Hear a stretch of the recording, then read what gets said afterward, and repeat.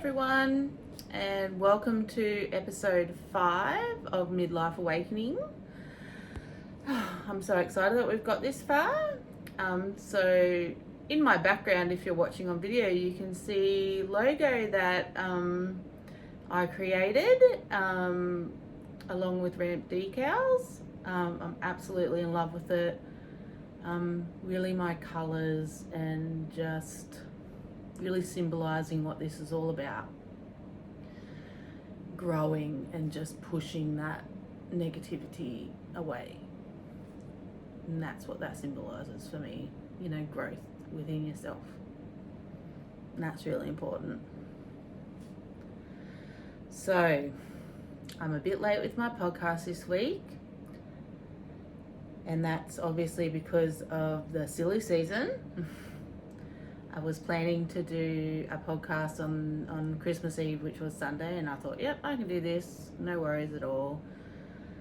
But then just the pressure of everything, and it just got really heavy, and I was just like, no, you need to say no and just make it another day. You don't need to add this pressure, even though doing the podcast is something that I really enjoy. It was just not the time, and I want to touch on that. So I can honestly say for the week leading up to Christmas, so obviously our last week at work, it was just super crazy, but then in the back of my mind, knowing that we're so close to the end and we're so close to having a couple of weeks off, so it was sort of giving me the tolerance to keep pushing on. And then another big shift is my eldest daughter has moved back home, so having her back at home and all that is so very exciting and very unexpected, but I'm so grateful to have her home. So getting used to that shift or change in family dynamics was a bit, I don't know, it was just, the shift was just trying to navigate having another person in the house, and then trying to do work, and then obviously trying to make sure she was comfortable and had what she needed, and then getting ready for Christmas and getting presents and wrapping presents and all that sort of stuff. Yeah, so that last week of work last week was crazy, and unfortunately I had to put some things aside that are normally my unapologetic things to do, just because I needed to push through so I could get my 2 weeks off, and I knew that then I could have as much unapologetic time as I needed to do the stuff that fills me up. So I'm very happy to say that since then I've been journaling and reading, and I've seen Brody, my horse, and doing all those things that are important to me. I even done some gardening today. And trying to come back and realign myself, because it was there. That last week was a bit of a struggle. A lot going on. Not just at work, but obviously at home and mentally and everything. And I could feel myself falling back into old habits, and I was really making a conscious effort to get myself out of there. There was a couple of times I slipped up, and I went back to old Tash. I just call her old Tash now. Let's not deny it. She's still there, but I don't like her coming out all the time. That's all. So I really had to focus on staying grounded and just trying to work through everything the best way that I could. Leaving chores at home, because that last week of work was really hectic, and then obviously that then put a damper on me because I knew I had all this other work to do, and It was a slippery slope, but I'm climbing back up to the top again, which is good. I knew that I would be able to get there. It just took a bit of time, and I did have to be patient with myself and try to be understanding of others, and that's what it's all about. So today I've come in with not a script to follow or any points to talk about. Haven't really had the time to sort of sit down and think about what I'd like to talk about in this podcast.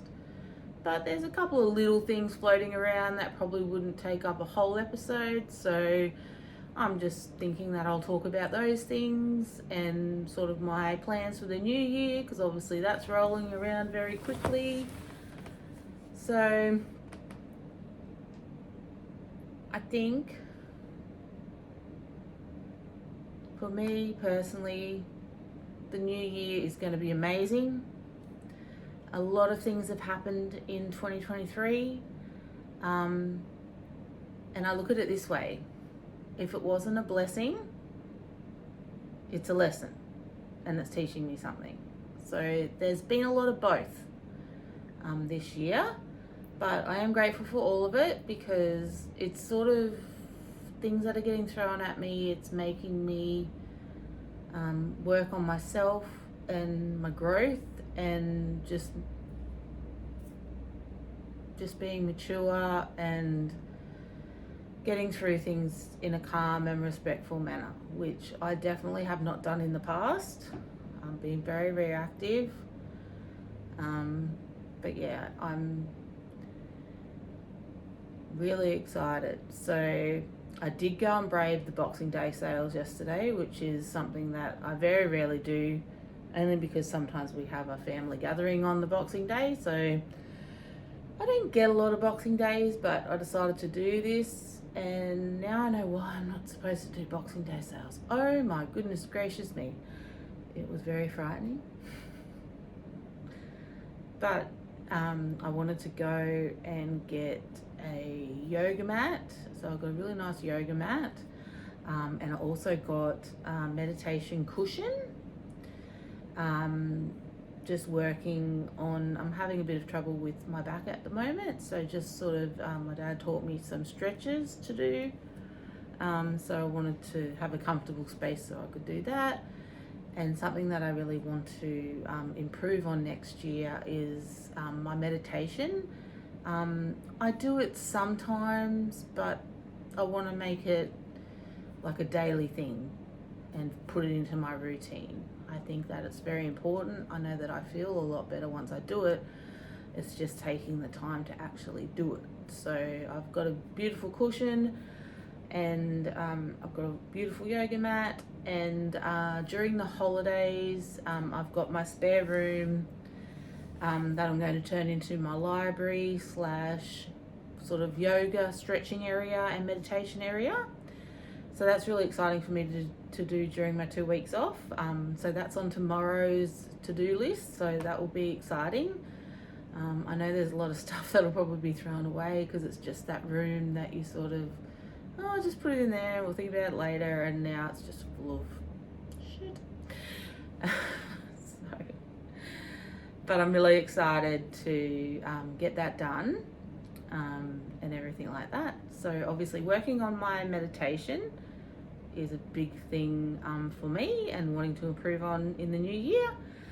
Also another one is I want to start drinking more water. I don't know why, because I used to be very good at drinking lots of water, but just this last couple of years I've noticed that it's sort of really slipped, and I don't have very much, so that's obviously not a great thing for my health. So I want to improve on that. So that's my goal. I bought a beautiful water bottle that's got a beautiful saying on it, in my greeny colour that I like. See? So yeah, I'm encouraging myself to drink more water. So that's another positive thing for my life. I think they're the two most important things that I want to work on in the new year. So yeah, and obviously I've started reading a new book called Surrender, And my goal is to finish that by the end of the 2 weeks holiday. Hay House was having a big sale on all books and stuff. They were already reduced, and then if you added another thing, it gave you another so much off. So I got quite a few to add to my library, because you can never have enough books. Oh, and well, I guess that brings me to I knew there was something else, that it was something I needed to work on in the new year, and that was buying things. I'm definitely at a point in my life where, like, I have enough. I've got beautiful clothes, I've got beautiful things around my house, and I'm full. If anything, I'm over full. So I want to work on, in the new year, also minimizing that. And I've actually placed myself, and I only placed myself in this yesterday. Obviously after Boxing Day, my new thing starting today is that I'm not buying anything new unless it's something that is needed. Like if something has broken in the house and we need to get a new one, or worn out, need to get a new one, and that sort of thing. And just so what I've done on my phone in the album section is, if I find something I like, I'm taking a screenshot of it or something and putting it into the album. And then when it comes time, when it's an anniversary or a birthday or Mother's Day or something like that, I'm going to go back through what I've placed in that album, and stuff that I think stuff that I would like, then I'll get it then when it's meaningful and important. But I don't need it now. There was obviously there's something there that I need to work on, that I feel like I'm lacking and I need to buy. So that's definitely something I'm going to work on. And I'm not going to lie, it is going to be challenging, because I figure I work hard, I can buy things I like, but you sort of, as I said, you reach a point and then you're just like, you know what, I don't need anything. I'm over having all this stuff. I just want to have a nice, clear, calm space. So yeah, that's where I'm at. And I'm actually really excited about it. Like, obviously you love new things and everything like that, but I just want to appreciate and be thankful for what I already do have. And I do have some beautiful things that have either been given to me or I've purchased them myself, that are just really special, and I want to honor that, and just make my special space in my room, in my spare room, so I can do my meditation and yoga stretches and all that sort of thing. And that's what's most important to me, and that's what my new year is going to be. So we're also having a little bit of a break, not much, but a little bit of a break, a few days away. We're going to Somerset Dam. I just absolutely love it out there. It has been quite a few years since I've been, but I just love the atmosphere and the scenery and everything out that way. And I'm looking forward to it just as like a rest, just to go out into nature and just read my books and journal and do my oracle cards and be in nature and everything. And I'm really looking forward to the break. It's only 3 nights and 4 days, but it's going to be really good. I know it is. So that's something that I'm really looking forward to. I feel like I need it, especially after the last couple of weeks being really crazy. But then also, obviously, even though I'm on holidays now and I'm at home, you still keep doing things when you're at home. So you're not really like cutting yourself off completely from a rest. Just looking forward to getting away and sort of not doing anything for a couple of days is going to be really nice. Definitely. So something else that I've wanted to touch on that's been in my head is obviously my animals are really important to me. So as I've said before, so we have Joey. He's 5 years old. He's a Staffy cross, we don't know. He's basically a bigger version of his mum, who was a purebred Staffy. He's very sweet in nature. Born the day after my grandfather passed away, and nobody even knew that his mum was pregnant. He was the only puppy, so I got him, and he's my special boy. Love spending time with him. He's very attention seeking, but not in a really bad way, but he just sort of, oh, please. So yes. And then we have a French Bulldog, Sage. What's she now? She's about 10 months old. So my youngest daughter, had been bugging me for a while, saying how much she loved French Bulldogs and blah, blah, blah, blah. And she was just having a little bit of trouble, just being a teenager and struggling with those different issues. And I took it upon myself to get her a French Bulldog. Her name is Sage, and she's absolutely adorable. She is probably the dog that we've had with the most character, I'd have to say, because she's just crazy. But then on the flip side of things, she can be really, really cute and loving and whatever, and then the next minute she's doing something mischievous. She definitely keeps us on our toes, that's for sure. Definitely keeps us on our toes. But yeah, so yeah, she's 10 months old, and to be honest, I couldn't imagine life without her. Yeah, she's a real little cutie, and she comes to work with me and stuff every day. Obviously, being a French Bulldog and with their breathing issues and stuff, like to try and keep her like cooler during the day, not out in the heat. So I bring her to work with me, so we do spend a lot of time together. But she's a pretty good girl. She does test the limits sometimes, but pretty good about 90% of the time, I'd say. And then obviously have Brody, 17 hand high thoroughbred horse. So yeah, he come into our lives a couple of years back. My youngest daughter was really into horse riding, and she was doing lessons and using lesson horses for a good couple to probably nearly 3 years before I finally gave in and let her have her own horse. And those two were doing really well together. He was really, really good and everything like that. But being a teenager, and she just lost interest, unfortunately. And it sort of got to the stage where I was just like, okay, well, I'm just way too attached now to be able to let him go. So I just decided that I would buy him off her.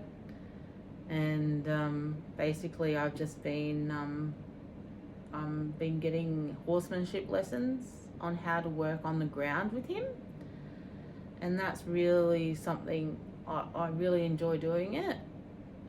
It's really nice to have that one-on-one time with him, and just learning all these different things that you can do with him, and being with just such a big animal and working together is just really special to me, and he does mean a lot to me. So he was an off-the-track thoroughbred. He was actually sent to the Doggers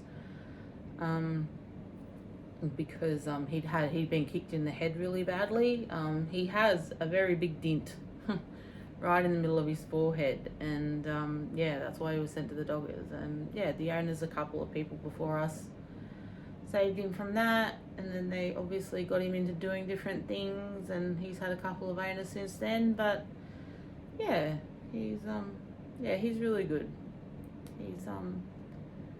He definitely has a character for a horse. Like, some of them can be really stubborn and stuff, but he's a bit playful and funny, and can be a little bit stubborn sometimes, but not all the time.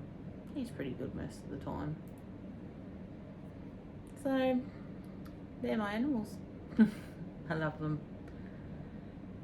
So probably another thing that I thought I could speak a little bit about some things that have sort of helped me along my journey. An author called Michael Zinger, a book called The Untethered Soul.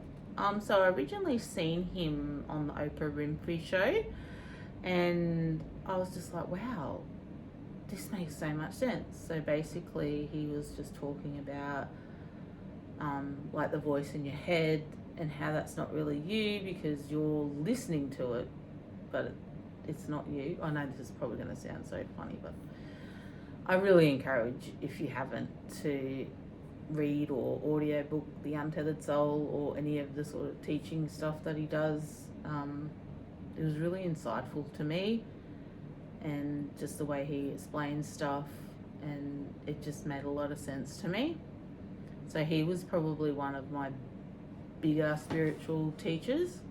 Obviously there's quite a few out there, but yeah, he really resonated with me. And you know, because obviously I was letting that voice in my head rule my life and keep telling me that things were bad and not to do this and to do that, and that person doesn't like me and blah blah blah, where it was just like, in the end I just went, you know what, zip your lip. I don't want to listen to you anymore. And yeah, I mean, sometimes obviously that voice keeps coming in and I'm just like, okay, you can get back out now, I'm not listening to you. Because you know what, I'm in such a better place when I'm not listening to you. Listening to your negativity and everything else, I just don't want to do it. I don't. So yeah, here's a big one.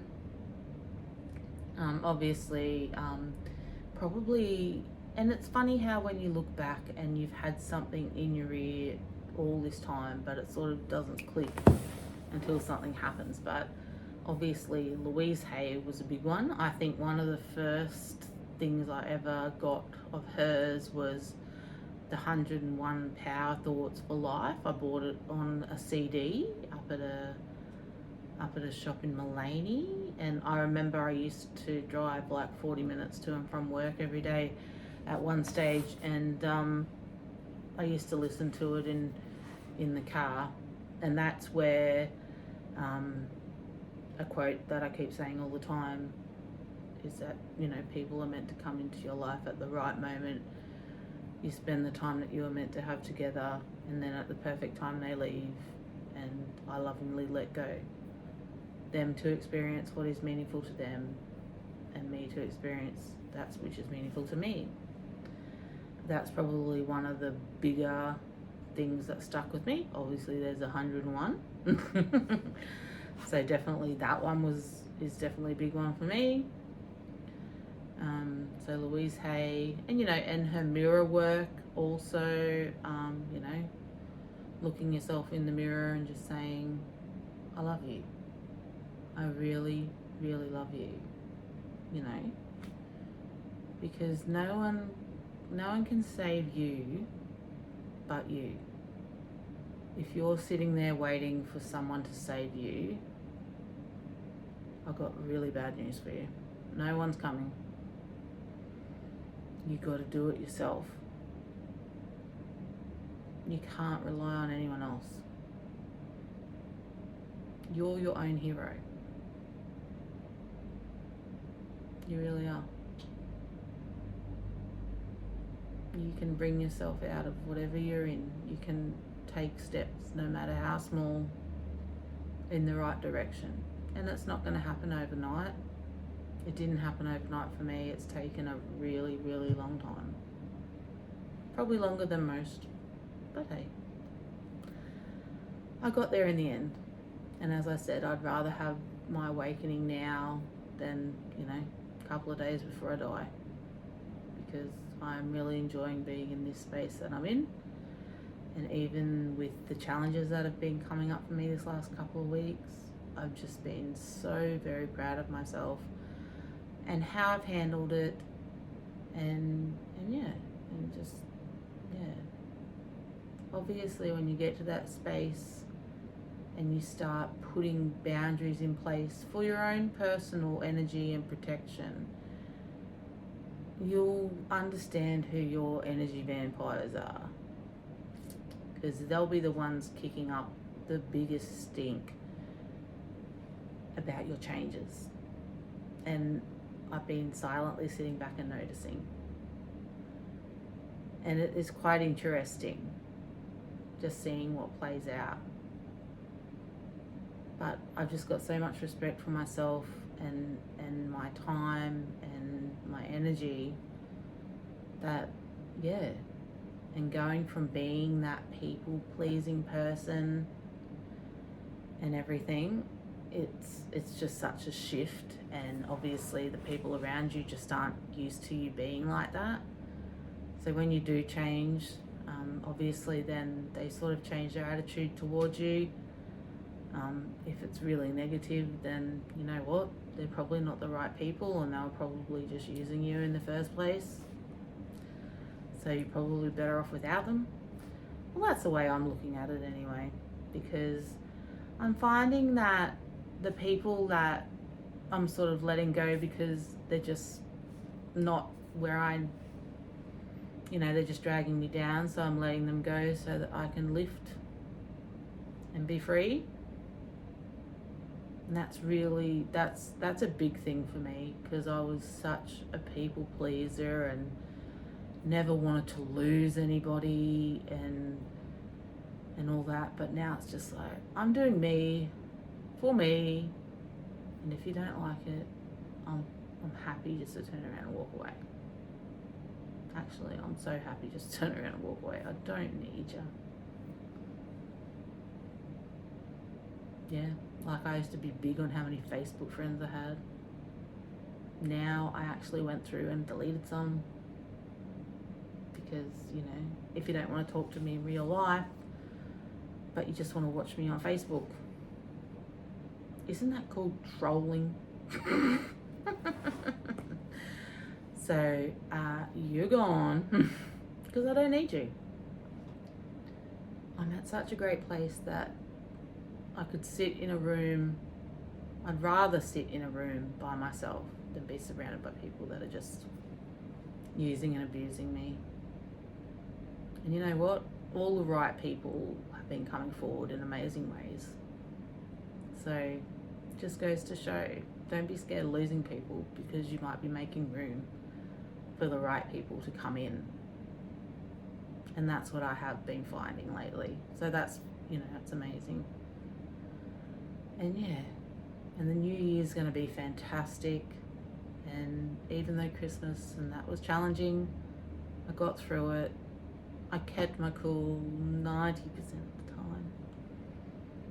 But I just kept, expressing how I was feeling, and that I was really making conscious effort not to get back into old habits. And I managed to work through it. It was tough. And as I did say, I did crack a couple of times. But we're only human. We can only do so much. So yeah, it's all about, and just be kind to yourself. You're doing the best that you can. And sometimes being productive isn't always the best thing. Sometimes you actually need to take some time and have a rest. Read that book. Have a glass of wine. Just watch TV. Watch a video on your phone. Sometimes you just need to do that. And then after you've done that, then you probably find you're more productive. So yeah, I know I didn't get very far in telling myself, you have to do this and you have to do that, otherwise you're not good enough. I'm past that. You know what? I don't think the world's going to end if that folding pile over there doesn't get done today. It's not going to end. It's still going to be there tomorrow. It might get bigger, but it's still going to be there. No one's going to die. Just got to work out what's important in your life. Definitely need to do that. So, and in my journey, I've been able to view other people and sort of recognize them having the same sort of epiphanies as me. And not that I'd ever thought I'd compare myself to this person, because we're on two different levels, but now that I've gone through what I've gone through, and I can look at them and go, oh my God, it's happening to you, and this. So I'm talking about Taylor Swift. I'm a bit of a Swiftie. But, like, she started off so sweet and innocent, and songs were, you know, innocent and everything. And then you can just see with each album sort of what was happening to her. And my favourite album from Taylor Swift, like, I love all of her songs, like, I don't say all of them, but I love songs out of each album, like a couple from each album, but probably my favourite one, and luckily I did get to see her in concert for it, was the Reputation. She was an amazing performer, the best concert I've ever been to, and was absolutely devastated when I couldn't get the Eras tour, but obviously I just wasn't meant to be going. But Reputation for me was something that it spoke to me with things that I had gone through and everything like that, and the songs, and I just got where she was at that stage in her life, and that she just had enough, and she was just like, F you guys, I'm so over this. And yeah, and that's why I love it so much, that, you know, people can push you to a point. And yeah, they don't like it when they get called out on it. But you know what? She became unapologetic. It was like, okay guys, bugger you, I'm going to do what I want to do. And she did it. But yeah, I can definitely see her transformation through her albums, because obviously she writes about everything that's going on in her life, and that's probably what makes her, some people talk negatively about her songs and all that, and their subject matter and everything like that, but at the end of the day, she's just doing what comes naturally to her. That's her gift. And Reputation was her FU gift. But I loved it. It spoke to me in so many ways. So many ways. Yeah. You know, to be, you know, she's obviously a beautiful woman. I believe inside and out. But, you know, people calling her fat and all that sort of thing, it's just like, she ain't fat. I mean, if you want fat, have a look at me. Look. No, she's gorgeous. And you've just got nothing else to do with your time but be trolls. So, do that. Do that. But, yeah, I love her songs. I love her strength. And just, yeah, I think she's great. So, yeah, she's probably one of my, you know, just that you can just see her maturing, and, you know, she'd taken stuff for so long, and then she was just like, no, I'm not doing this anymore. And that's, when you get to that stage in your life, it's really empowering.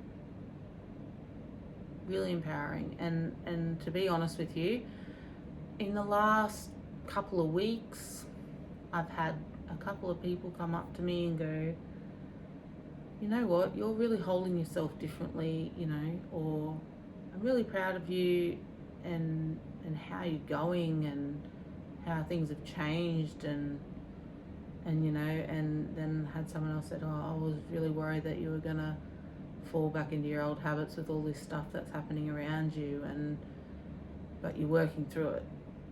And I was just like, yep, I'm committed. I'm so committed to being in this amazing place. That's not to say that it's going to be rosy all the time, because I know that it's not, but it's just how I react to it, and that's what's the most important thing, definitely, is how you react to the situation. And this coming up to Christmas period was a big test / lesson for me. And, you know, some people that, you know, intentionally set out to hurt you. Once upon a time, yes, I would have wanted revenge and I hate you and everything. But now, the way that you're acting, I just feel really, like I feel really sorry for you.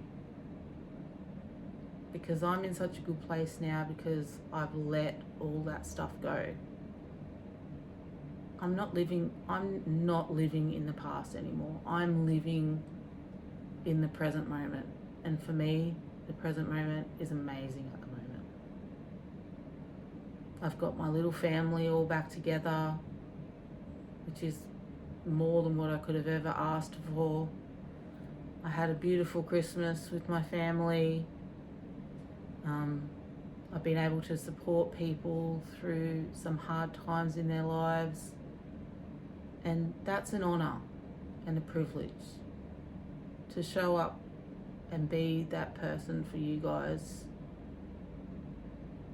That's what I live for, like, because you're that important to me. And yeah, that's what life's all about. So I don't want to fight. I don't want revenge. I just want to live my life happily, in the moment, doing things I love, with people that I love. So on that note, I don't think I'm going to leave it there. It's been great. So I look forward to seeing you all in the new year. I hope you have a great time celebrating.